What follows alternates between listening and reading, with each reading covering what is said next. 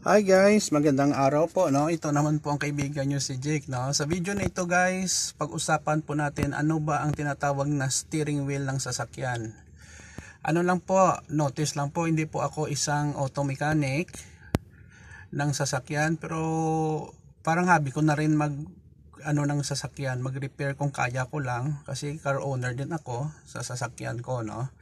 So sana magustuhan nyo guys ang nalalaman ko lang, no, regarding sa steering wheel ng isang sasakyan. Okay, so ito po ang tinatawag po na steering wheel ng sasakyan. Ito po. Yan po. Manubela ang tawag dito, no, sa atin dito sa Pilipinas, no. Ang steering wheel ginagamit po ito mag-maneuver, no, mag-drive, mag-maneuver kung pakaliwa tayo, pakanan, okay? Ito po nagko-control po kung saan patungo po ang direksyon ang sasakyan natin kung ginagamit po natin siya, no?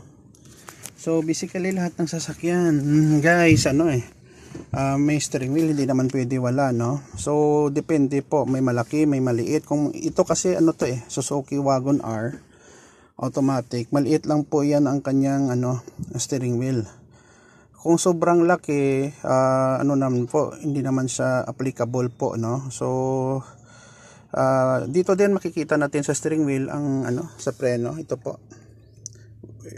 When press natin ito, magbibip po ito, no? Nagbip siya. Ayan po. Dito din, makikita sa steering wheel natin ang, parang warning, no? Okay. Warning dito na ilaw doon sa likod ng sasakyan, no? So punta tayo sa likod. Ito. Ilaw. Yan po. Nag-ilaw siya. Parang parang warning device po siya na nagsasabi sa tao na wait lang po, off natin, no? So yun po, no? So yun lang po, no, ang steering wheel ng sasakyan, no. So dito din po may mga controls, din po, starter. Okay, so dito lang tayo po sa steering wheel, no. Ibang steering wheel may mga airbag.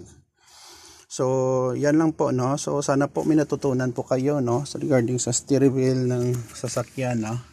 Maraming salamat guys sa inyong walang sawang panonood, no, sa mga videos ko sa YouTube.